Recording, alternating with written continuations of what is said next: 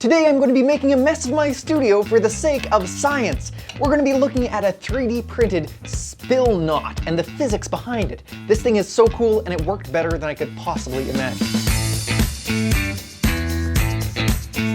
Let's get into what the Spillnot actually is. The Spillnot is this thing. Essentially, it's just a hook attached to a flexible piece of either string or rope, or in my case, a pipe cleaner. I saw a video of this a couple of weeks ago, and because I am incredibly cheap, I decided to 3D print myself one instead of purchasing one of the branded ones. So if you have a 3D printer, this works great.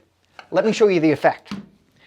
If I were to pour me a glass of water, and this could be of any liquid, all the way up to the top, this Spillnot allows me to move it around at whatever speed over whatever bumps that I have, and it will not spill anything. It's amazing, and the reasons why are just as cool. Now, I'm going to make a mess here.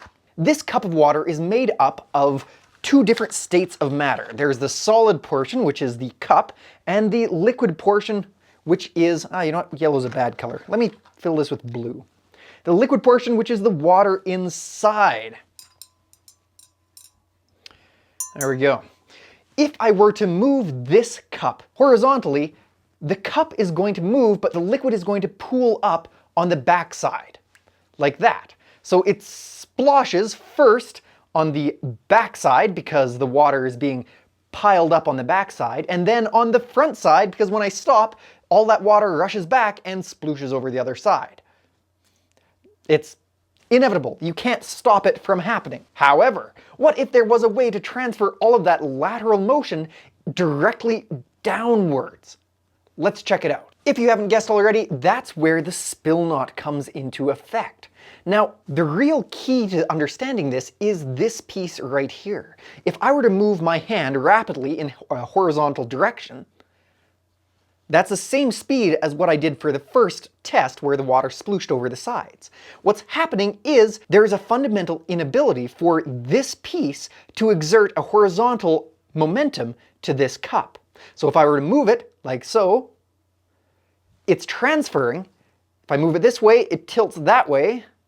If I move it in this direction, it's going to tilt in the opposite direction, equal to the amount of momentum that I give into this Spillnot. And what happens is the water just gets pushed downwards into the cup instead of splashing over the sides. This is such a cool science toy. And yes, the thing that really got me interested about this when I saw the video online a couple of weeks ago is the fact that you can actually turn this upside down. That doesn't have anything to do with this itself. It has more to do with the centrifugal force. And that's an episode for another day, discussing whether the centrifugal force actually exists. It kind of doesn't. So we have our water, we have our Spillnot, and we're going to actually try this. Oops, see, just by walking right there, I spilled it because I wasn't carrying it in my Spillnot. All right, I'm going to set it there. This is kind of freaky. All right, let's try this.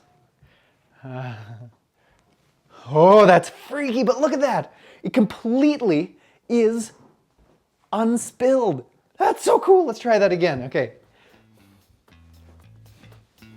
Whoa. Not a drop. That is so cool. This is Destructive Creativity. Make sure you click that subscribe and like button, and we'll see you next time. Bye.